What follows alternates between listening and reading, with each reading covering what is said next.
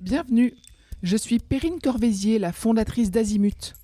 Azimut, c'est le guide des parents pour une orientation scolaire et professionnelle sur mesure avec votre enfant. Nous nous appuyons sur près de 100 spécialistes de l'orientation pour vous informer et vous conseiller. Pour découvrir l'ensemble des ressources Azimut, rendez-vous sur azimut-orientation.com. Vous pourrez notamment vous inscrire à notre newsletter.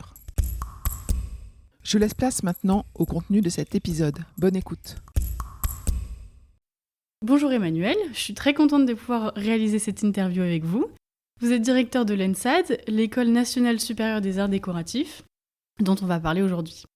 Est-ce que vous pouvez commencer par vous présenter ? Bonjour, je suis en effet directeur de l'École des arts décoratifs depuis 7 ans maintenant et j'ai une expérience d'une vingtaine d'années de direction d'école supérieure d'art et design. Auparavant, j'ai dirigé pendant 7 ans l'École des beaux-arts de Lyon. J'ai dirigé l'École supérieure d'art et design de Saint-Étienne en contribuant à la création de la Cité du design à Saint-Étienne. Et avant, l'École d'art et design de Valence. Et j'ai aussi été président pendant 8 ans de l'Association nationale des écoles d'art, ce qui me permet d'avoir une vision comme ça assez panoramique et avec une mise en perspective aussi historique des écoles d'art sur ces dernières années. Un très beau parcours. Est-ce que vous pouvez présenter l'ENSAD et les formations qu'elle propose ? Alors, l'École des arts décoratifs est une école assez unique, enfin même totalement unique en France. C'est la seule école à s'appeler l'École des arts décoratifs. Cette référence aux arts décoratifs, j'y tiens beaucoup parce qu'elle dit plusieurs choses. Elle dit d'abord que c'est une école qui a vocation à former tous les concepteurs de nos environnements visuels, matériels, imaginaire, réel, naturel, artificiel. Tout est analogique, le digitaux, puisque nous vivons au milieu d'un monde qui est entièrement construit, dessiné, imaginé. Et les personnes qui construisent ce monde, ces images, ce sont des créateurs, des créatrices, des designers, des artistes. Et l'école des arts décoratifs est cette école en fait, qui forme un très très grand nombre de ces professionnels de la création de nos environnements, de notre décor. Donc c'est une école qui est très large dans les secteurs qu'elle propose, puisqu'elle est organisée en 10 secteurs qui couvrent tous les champs du design graphique, design objet, design textile, design vêtements, c'est-à-dire mode, un certain nombre de champs artistiques, disons ce qui relève de l'art contemporain, avec un secteur qui s'appelle Art-Espace, qui est dédié à l'installation, à la sculpture, à la peinture, image imprimée, qui est un secteur dédié plutôt à l'illustration, aussi bien au livre jeunesse qu'à l'image imprimée comme son nom l'indique. Photo, vidéo, architecture intérieure et scénographie. Donc une école comme ça avec une offre très complète, très déployée, unique en France. On trouve ce genre de modèle plutôt dans les pays anglo-saxons, par exemple à Londres avec le Royal College of Arts. Et autre spécificité de cette école qui tient au lien avec les arts décoratifs, c'est l'importance qu'elle donne à la technique, sans dévaluer celle-ci ou sans considérer que la technique serait au service ou serait inférieure comme ça à la création conceptuelle. Et donc la formation est construite vraiment autour de 3 piliers qui sont la théorie, on donne beaucoup d'importance à la théorie, donc l'histoire de l'art, l'histoire du design, tous les enjeux de la création contemporaine, la pratique artistique, la pratique du design en relation étroite avec les milieux professionnels et la technique, les savoir-faire avec un lien aussi à l'artisanat. Et je finirai simplement par dire que autre spécificité de cette école, c'est vraiment d'articuler la tradition et l'innovation, d'être à la fois un conservatoire, on a des ateliers de gravure, on a des ateliers de sérigraphie, et un laboratoire, c'est-à-dire un lieu vraiment tourné vers l'expérimentation et l'innovation. Très bien. Est-ce qu'il y a un profil d'élèves en particulier qui rejoignent l'école ? Généralement, ce sont à la fois de bons élèves qui ont globalement un très bon parcours académique et doublés d'un talent créatif et d'un très fort engagement dans la création. Donc, l'excellence académique, elle prend la forme, en gros, de bonnes notes, d'un bac avec mention, d'une reconnaissance par les institutions académiques, par le lycée ou par l'université. Et le talent, le potentiel créatif, c'est toujours plus délicat à déceler, mais ça se manifeste quand même souvent dans une espèce d'assiduité, d'engagement extrêmement fort dans une pratique. Alors qu'il peut être une pratique du dessin, qui peut être une pratique de la photo, qui peut être une pratique de la vidéo, qui peut être des pratiques aussi un peu plus éloignées de ce qu'on imagine être le champ des arts décoratifs, comme la musique, comme la danse, la poésie, l'écriture. Enfin, Les arts au sens large. Voilà, les arts au sens large. L'école des arts décoratifs, c'est vraiment cette école de l'ambivalence. Donc là aussi, c'est à la fois de bons élèves, des très bons élèves, des excellents élèves, et d'autre part, des vrais talents créatifs qui ont une singularité, un signe comme ça vraiment de singularité, voire d'exception, dans le rapport à la pratique artistique. Et je me permets d'insister sur cette dimension de... Je ne sais pas si j'aime beaucoup le vocabulaire de l'excellence, mais enfin, il y a quelque chose de très haut niveau. Et si je me permets d'insister là-dessus, c'est parce que notre concours d'entrée est extrêmement exigeant. Et on a entre 2 et 3 000 candidats pour 72 places en première année. Ensuite, il y a une autre façon d'intégrer l'école qui est d'intégrer l'école en cours de cursus. Mais là aussi, le taux de sélection est assez terrible. Ok, très bien. Est-ce qu'il y a des qualités qui sont essentielles pour intégrer l'école ? Oui, bien sûr. Donc, en plus des 2 qualités que je viens d'évoquer, il y a au plan psychologique, il faut avoir une certaine forme tout de même de ténacité, je dirais, d'obstination, une certaine dose de confiance, mais il ne faut pas que ça verse du côté d'une forme d'arrogance. Donc, en tout cas, il faut avoir un tempérament qui est vraiment insistant, obstiné, un esprit critique, évidemment, c'est aussi très, très important. Par esprit critique, j'entends un esprit qui va toujours mettre en question les choses. C'est ce qui fait aussi que les écoles d'art sont des lieux à la fois passionnants, mais des lieux épuisants parce qu'on ne cesse toujours de tout questionner, de questionner les formats d'enseignement, de questionner les formes, de questionner les relations. Et donc, cette dimension, elle est vraiment très, très importante. Et puis ensuite, il faut avoir, je dirais, les épaules tout de même assez solides. Alors, soit on est parisien déjà, soit on ne l'est pas, mais enfin, il y a cette dimension d'arriver comme ça dans cette grande ville un peu folle, un peu fascinante, passionnante, mais aussi qui peut être fatigante, qui est Paris. Et puis d'arriver dans une école qui est considérée à juste titre, et je le dis sans aucune forfanterie, comme une des meilleures écoles de création en France, si bien qu'il peut y avoir un niveau ou des formes qu'on essaye de réduire, mais qui sont inévitables, de compétition, de concurrence. Et d'un autre côté, je trouve qu'il y a chez les étudiantes et les étudiants d'aujourd'hui beaucoup de bienveillance, beaucoup d'empathie. Enfin, les choses ont changé par rapport au temps où moi j'étais étudiant. Donc voilà, je dirais qu'il y a cette autre qualité que j'ai essayé d'esquisser un peu rapidement, qui est un mélange d'obstination, de confiance, et aussi d'audace et de goût aussi pour une forme d'aventure et de façon d'évoluer comme ça dans un milieu mouvant, un peu incertain. Mais c'est des qualités qui sont aussi les qualités qu'on attend chez les artistes et chez les créateurs et créatrices, c'est-à-dire une capacité à évoluer dans un environnement incertain. On parlait de l'intégration à l'ENSAD, vous avez parlé d'un concours. Est-ce que c'est possible de faire une prépa avant ? Est-ce que c'est nécessaire, obligatoire ? Alors, c'est possible. En revanche, ça n'est ni nécessaire ni obligatoire. De droit, le concours d'entrée est ouvert aux titulaires du baccalauréat. Il est également possible Si on n'a pas le bac et qu'on l'a passé plusieurs fois ou que pour X raisons, on a emprunté d'autres voies, de solliciter une dérogation pour se présenter au concours.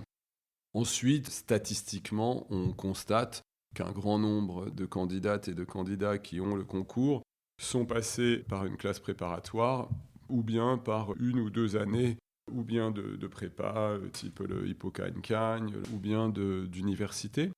Mais ça n'est pas obligatoire. Et depuis 7 ans maintenant que je suis à la tête de l'école, je me suis attaché à réformer le concours d'entrée et à veiller à ce qu'il soit accessible aux bacheliers, aux primo-bacheliers, et aussi à diversifier notre bassin de recrutement. Pour le dire là aussi de façon très schématique, quand je suis arrivé, l'école était vraiment une école qui recrutait principalement des élèves parisiens ou franciliens issus de classes socio-professionnelles très favorisées. Et nous avons fait tout un travail de diversification qui permet à des étudiants moins favorisés ou à des élèves qui viennent de province d'intégrer notre école. Donc ce qui est vraiment important, c'est de cultiver sa singularité. Et moi, j'ai tendance à considérer qu'une école, c'est un lieu où on doit apprendre des choses. Donc on peut intégrer l'école sans avoir une connaissance parfaite de l'histoire de l'art et sans avoir une pratique aboutie ou une technique aboutie, par exemple, du dessin, puisqu'on est là pour acquérir ces savoirs. En revanche, ce qu'on essaye de déceler, c'est vraiment, alors avec toute la difficulté de l'exercice, c'est un potentiel créatif et donc un certain nombre de vertus, de talents qu'on apprécie au vu d'un dossier artistique qui est présenté par les candidats et d'un entretien qui a lieu avec le jury et d'une épreuve également d'analyse d'image. D'accord, très bien. On parlait justement des bacheliers. Est-ce qu'il y a des filières en particulier au lycée ou des spécialités du bac qui préparent mieux aux études en art décoratif ? Oui, évidemment, c'est-à-dire que les filières qui sont les filières les plus artistiques de l'enseignement secondaire sont a priori les meilleures filières. Donc il y a toutes les filières avec une option art. La pratique artistique en dehors du lycée ou de l'université est aussi une bonne chose, c'est-à-dire que vous pouvez suivre des cours de dessin dans telle académie, tel atelier. Donc là, la réponse est assez évidente, c'est-à-dire que c'est sûr qu'il est préférable d'avoir un temps dédié à la pratique artistique ou que ce temps soit dans les enseignements du lycée sous la forme d'une option ou d'un parcours particulier ou bien en marge du lycée. C'est-à-dire qu'on peut aussi se présenter au concours avec un bac scientifique. Très bien. Quels sont les principaux débouchés donc après un diplôme à l'ENSAD ? Alors, les débouchés sont vraiment très variables. Ils sont dans tous les domaines de la création. Donc, si vous prenez nos diplômés parmi les plus illustres et sans remonter jusqu'à Matisse et Rodin, mais par exemple en illustration, Pénélope Bagieux, qui aujourd'hui fait de la bande dessinée. En scénographie, Philippe Ken, par exemple, qui fait beaucoup de spectacles de théâtre. Un certain nombre d'artistes comme le Camille Enrault, Mohamed Bourouissa, qui sont sortis de l'école. Donc vous avez comme ça des figures qui vont être un peu des figures de proue qu'on connaît dans un certain nombre de milieux, mais qui donnent une idée des milieux professionnels dans lesquels nos diplômés s'inscrivent. On a un taux d'insertion professionnelle qui est très bon, de 90 à 95%. Très très vite, dans les 3 années qui suivent la sortie de l'école, dans des milieux professionnels correspondant à la formation. Donc voilà, on forme vraiment des designers, des créateurs, alors qui vont être certains indépendants, certains intégrés, un certain nombre vont être freelance. On n'a pas les mêmes modalités d'intégration professionnelle selon que l'on ait fait un parcours plutôt en design. C'est-à-dire qu'en gros, si vous êtes diplômé de design vêtements ou de design textile, vous allez assez rapidement, généralement, trouver un emploi dans une maison ou dans une industrie. Prenons l'exemple de design, le textile. Un designer textile, il peut travailler aussi bien dans la grande industrie comme du côté de l'automobile, du côté des transports, qu'en étant designer indépendant. Et puis vous pouvez être designer couleur, vous pouvez être designer plutôt matière. Donc, grande variété de débouchés. Je pense qu'il faut aussi souligner un aspect qui joue en faveur des arts décoratifs, mais des écoles d'art en général. c'est que notre société a pris ce qu'on peut appeler un tournant créatif, c'est-à-dire que la créativité, c'est un mot que tout le monde a à la bouche et on valorise comme ça la créativité dans l'innovation, dans les milieux qui sont les milieux de l'entreprise en général. Et c'est vrai que les diplômés de l'école des arts déco et des écoles d'art en général du reste, voilà, ont ce vrai talent pour avoir une idée nouvelle, disruptive, évoluer justement dans un monde qui est de plus en plus incertain et avec toujours ce souci, cette attention à la forme. Mais la forme, c'est pas seulement la forme des objets ou la forme d'une image, c'est aussi des formes d'organisation, des formes de vie, des façons de faire. En design, par exemple, il y a une attention qui est de plus en plus importante, qui est portée ce qu'on appelle le design des services ou le design des flux, enfin des aspects comme ça, immatériels. Et un designer, c'est vraiment quelqu'un qui est formé à avoir une pensée comme ça assez systémique et qui peut s'appliquer dans bien d'autres domaines que le domaine du design d'objets ou de mobilier évidemment. auquel on a tendance à penser spontanément. Justement, est-ce que l'école accompagne ses diplômés pour l'insertion professionnelle ? Oui, ça aussi, c'est quelque chose que j'ai tenu à mettre en place en arrivant. L'un des premiers recrutements que j'ai fait à mon arrivée, c'est de recruter une personne chargée de l'accompagnement et du suivi des diplômés. Pourquoi ? Parce que je considère qu'il est de la responsabilité de l'école, évidemment, d'assurer la meilleure formation, mais d'assurer aussi la meilleure entrée dans la vie professionnelle. Ce travail est d'autant plus nécessaire en école d'art que vous avez tout de même toujours un temps de latence, un temps comme ça un peu délicat entre la sortie de l'école et l'entrée dans le monde professionnel. Et là, je me dois de pondérer l'optimisme de mes propos précédents, c'est-à-dire que notre taux d'insertion professionnelle est très bon, mais il ne faut pas se leurrer. Ce moment de la sortie de l'école est un moment qui est toujours un peu délicat. Et c'est précisément la raison pour laquelle nous intervenons sur ce moment par tout un programme de mentorat, tout un programme d'incubation. On a un tremplin mode à impact qu'on a mis en place également, des bourses, des résidences, des prix. On a par exemple un prix de la jeune création en design. On a un grand nombre comme ça de prix qui visent à accompagner les étudiants dans ces premiers mois, parfois dans cette première année, ou ces premières années qui sont difficiles. En gros, j'ai tendance, moi, à considérer que la responsabilité de l'école est engagée pendant les 5 ans qui suivent la sortie de l'école, quoi. Voilà, c'est une espèce de garantie ou de service après-vente qu'on a pendant 5 ans, voilà, en étant attentif comme ça au devenir de nos étudiants. Alors ensuite, il faut souligner aussi qu'on a une seule personne qui s'occupe de ça, et sachant que l'école voilà, diplôme des gens dans ces 10 secteurs qui vont partir dans des univers comme ça assez distincts. On diplôme environ 120 à 150 étudiants par an. Donc voilà, au bout de 5 ans, vous avez 700, 750 artistes, créateurs qu'il faut le suivre, mais on s'y emploie du mieux qu'on peut. Parfait. Est-ce que les métiers du design et de la création, on peut dire qu'ils évoluent avec le numérique et l'intelligence artificielle ? Oui, ce sont vraiment des enjeux donc extrêmement importants. Donc si on parle du numérique et de l'intelligence artificielle, ce sont des nouvelles technologies, des nouvelles méthodologies, des nouveaux outils qui arrivent et qui vont évidemment transformer considérablement les usages, les façons de faire.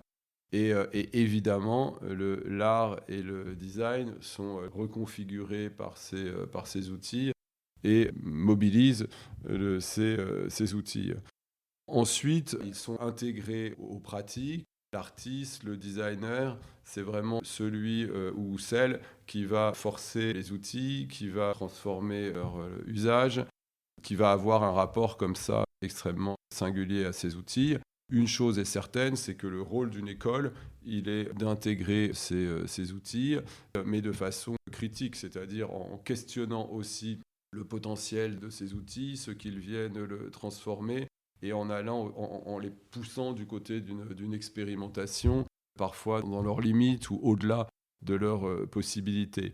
Mais ensuite, le rôle de l'école, il est d'essayer d'anticiper les mutations considérables que ça apporte. Et si vous prenez l'intelligence artificielle et notamment ces IA génératives qui sont capables de produire en quantité innombrable, tendanciellement infinie, de nouvelles images, il est évident que ça modifie des professions comme celle de designer graphique. Mais le rôle de l'école, il est d'essayer de construire une relation lucide, calme et critique à ces outils, sans être dans le déni, sans faire l'autruche en disant non mais ça ne va rien changer, faisons comme si ça n'existait pas, et sans dramatiser non plus les choses, parce qu'à chaque fois qu'une nouvelle technologie arrive, il y a quand même quelque chose qui se répète dans les angoisses que ça peut générer, notamment en termes de remplacement de l'intelligence humaine. Il y a également une montée en puissance de l'engagement écologique et social. Est-ce que ça se ressent dans les travaux justement des étudiants ? Oui, ça se ressent, c'est-à-dire que c'est évidemment porté par les nouvelles générations.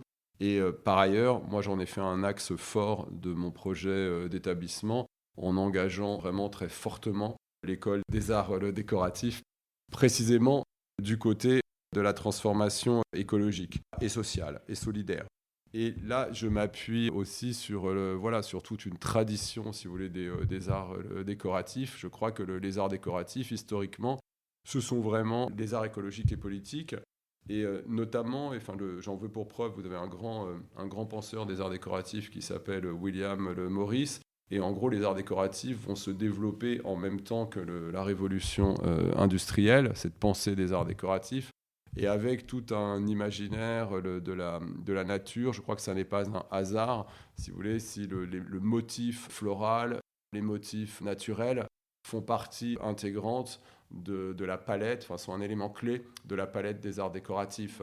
Et donc, l'un des enjeux pour nous aujourd'hui, il est de former des créateurs qui soient responsables et qui soient engagés et au plan écologique et aussi au plan social. Et on constate que c'est vraiment une aspiration aussi des étudiants d'aujourd'hui. Et l'un des enjeux de l'école, il est d'accueillir ces aspirations et de les mettre au service d'une transformation sociale. C'est-à-dire, je crois qu'une école, elle forme des transformateurs. Une école, surtout une école de création, elle ne va pas former des artistes ou des créateurs pour qu'ils viennent s'insérer dans un monde déjà là. Considérons que le monde ne va pas très bien, mais c'est pour ça que je suis toujours assez critique à l'égard de cet imaginaire, de ce vocabulaire de l'insertion professionnelle. On sait très bien que la plupart des métiers sont des métiers que nous ne connaissons pas encore, notamment du fait de l'évolution des outils, mais aussi du fait de la pression des enjeux écologiques qui est de plus en plus forte.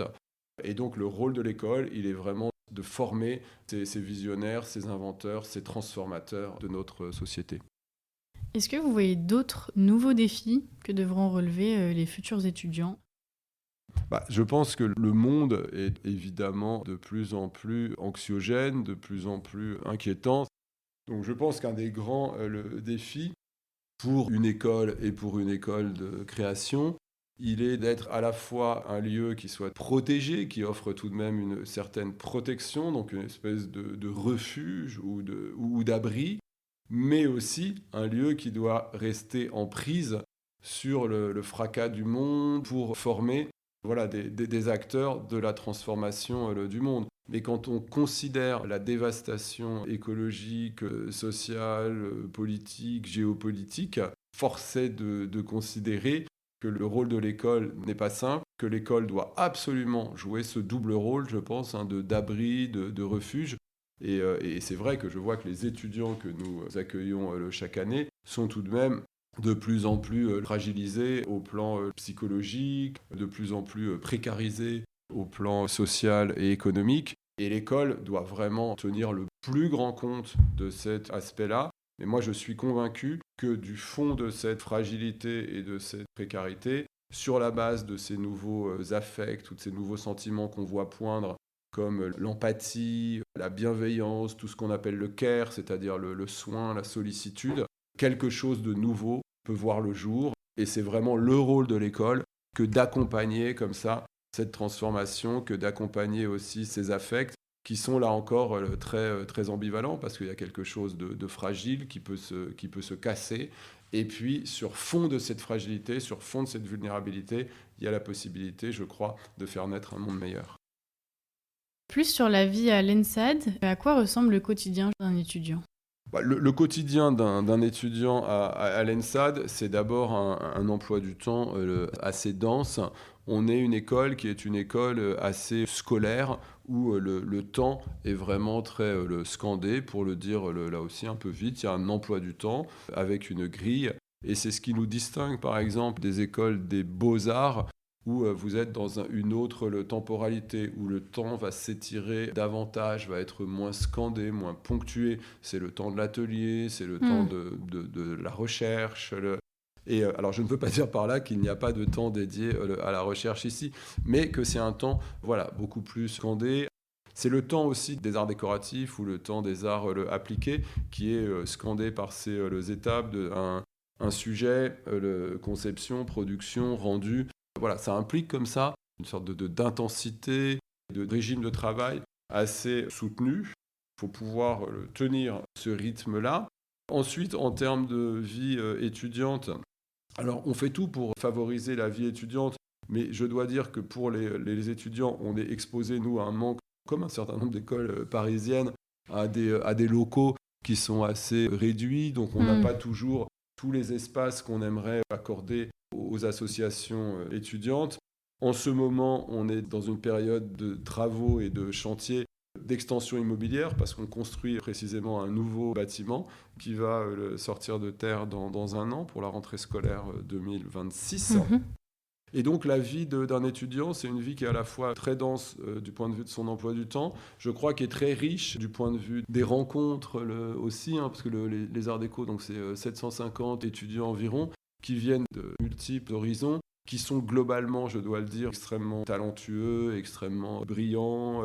Enfin, moi, très honnêtement, après une vingtaine d'années d'expérience de direction d'école, je n'ai jamais vu une telle concentration de talent, d'intelligence, de capacité créative qu'ici.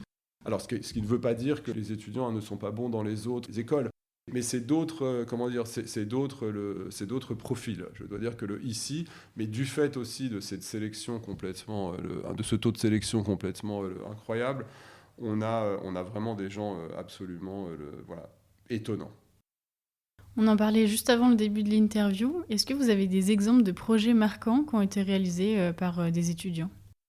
Alors, des exemples de projets marquants. Un premier projet qui me vient tout de suite à l'esprit, mais ça n'était pas aux Arts Déco, mais c'était dans l'école précédente que j'ai eu la chance de diriger, qui est une école absolument formidable aussi, qui est l'école des Beaux-Arts de Lyon, où vous avez un étudiant qui a inventé, c'était son diplôme, un concept qui désormais a essaimé dans toutes les écoles d'art, qui s'appelle les récupérathèques, c'est-à-dire un lieu dans lequel tous les déchets, les rebuts, les chutes de matériaux, parce que les écoles d'art utilisent beaucoup de matériaux, peuvent être réemployés par les étudiants. Et ça, alors je suis désolé, le nom de cet étudiant, je crois que son prénom est Olivier, mais son nom m'échappe et j'en suis désolé pour lui. Ça, c'est un projet qui a été absolument admirable, qui est un projet qui est né comme ça, dans une école. Et puis ici, alors un autre exemple que je vois, ça a été un diplôme qui a été soutenu aux Arts Déco, mais hier j'ai vu un projet du même type qui venait d'un étudiant d'une autre très bonne école qui est l'ENSI, l'École nationale supérieure de création industrielle, les ateliers. Et donc c'est une approche de design textile qui consiste à intégrer l'usure du textile dès sa conception, de façon à ce que celle-ci ne soit pas appréhendée comme une dégradation, mais juste comme une transformation. C'est-à-dire penser l'altération, non pas comme dégradation, mais comme transformation. Par exemple, ce sont les rideaux qui, posés à la lumière, vous avez tendance à considérer, ou les textiles, ou les images, qu'elles se délavent, qu'elles perdent leur couleur. Eh bien, au lieu de faire en sorte que ça se soit appréhendé sous la forme de la perte, faire en sorte que ce soit appréhendé sous la forme de la transformation, plus sur le modèle en fait du blue jean par exemple, c'est-à-dire que vous allez préférer votre vieux le jean, en tout cas vous ne considérez pas que le fait qu'il a vieilli, qu'il s'est décoloré, qu'il a changé de couleur est une façon pour lui de perdre sa qualité première, c'est une façon de devenir autre, de s'altérer, de se transformer. Et c'est toutes ces approches qui sont des approches qui viennent remettre en question les représentations usuelles, les façons de voir un peu le convenu, qui moi ne cessent de m'émerveiller aux arts décoratifs, mais dans toutes les écoles d'art en général. Parfait. Est-ce qu'il y a d'autres événements ou expositions qui permettent aux parents ou aux futurs étudiants de voir et de découvrir les réalisations d'étudiants de l'ENSAD ? Oui, alors il y a nos journées portes ouvertes, c'est la meilleure occasion. Donc les journées portes ouvertes de l'ENSAD, elles ont lieu tous les ans le dernier week-end de janvier. Donc c'est le vendredi et le samedi qui sont les derniers de janvier. Il faut s'inscrire parce que pour garantir une certaine qualité de visite, on a mis en place des jauges. Donc il faut bien regarder le site internet de l'école et s'inscrire. Donc ça, c'est la meilleure occasion pour les parents et pour les futurs candidats, parce que c'est l'occasion non seulement de voir les réalisations des élèves de l'école des arts déco, mais aussi de s'entretenir avec eux, avec les enseignants, avec les équipes de la scolarité. On finira peut-être là-dessus. Quel conseil est-ce que vous donneriez à des parents qui hésitent à envoyer leur enfant dans une école d'art face à une voie plus classique ? Alors, quel conseil ? Moi, d'abord, j'aurais tendance à les rassurer, même si les écoles d'art aujourd'hui sont assez malmenées, sans entrer dans le détail de ce débat un peu technique. Mais vous avez des écoles qui sont des écoles nationales, et puis vous avez des écoles qui sont des écoles territoriales. Les écoles territoriales sont financées par des collectivités locales qui ont de moins en moins d'argent. Donc il y a quelques difficultés, mais toutes ces écoles, il existe une 50aine d'écoles publiques d'art et design qui sont sous la tutelle du ministère de la Culture. Vous avez toutes les écoles de l'éducation nationale qui délivrent des DNMAD ou des DSA. Et ce sont dans l'ensemble des écoles absolument remarquables qui offrent des conditions de formation absolument épanouissantes. Et moi, je dirais aux parents, n'ayez pas peur, pour reprendre une formule d'un ancien pape. Non, n'ayez pas peur dans le sens où ces écoles sont d'excellentes écoles. Aujourd'hui, les valeurs qui sont au cœur de ces écoles, c'est-à-dire la création, l'expérimentation, l'innovation, sont des valeurs qui ont été reprises par la société, Dieu sait, par les milieux économiques, par l'entreprise, et Dieu sait si notre monde a besoin véritablement d'audace, de créativité, d'invention. Et ces écoles sont vraiment aussi des écoles de la vie, de très belles écoles. Et globalement, les taux d'insertion professionnelle sont très satisfaisants. Ensuite, ce sont des filières, c'est des métiers vraiment vocationnels. C'est-à-dire qu'à un moment, vous faites un choix et globalement, là aussi de façon très schématique, vous faites le choix, disons, d'une vie professionnelle qui ne sera pas toujours de tout repos, avec une forme un peu d'aventure. Mais ce que je vois, parce que depuis 20 ans, je connais vraiment énormément d'anciens diplômés qui sont devenus ce qu'ils sont devenus, mais vraiment dans toutes les directions. Et ce sont quand même des gens heureux, des gens épanouis. Et je crois que l'école d'art, elle forme d'abord à une vie bonne. Et il me semble que c'est ce qu'on peut souhaiter de mieux à ses enfants. Parfait. Bon, on vous conseille d'aller directement sur le site de l'ENSAD pour avoir toutes les informations nécessaires. Merci beaucoup, Emmanuel. Merci. Je vous retiens quelques instants. Vous écoutez peut-être sur Apple ou sur Spotify ou sur Deezer ou sur une autre application de podcast. Je voulais m'assurer que vous connaissiez l'existence de notre site azimut-orientation.com. Sur ce site, les contenus sont organisés par thématique et par situation. Ceux qui connaissent adorent et utilisent notre moteur de recherche, ce qui leur permet d'aller chercher directement le bon contenu qui correspond à leurs problématiques. Je vous encourage à vous y connecter et n'oubliez pas de vous inscrire à notre newsletter. Merci de votre fidélité et à bientôt.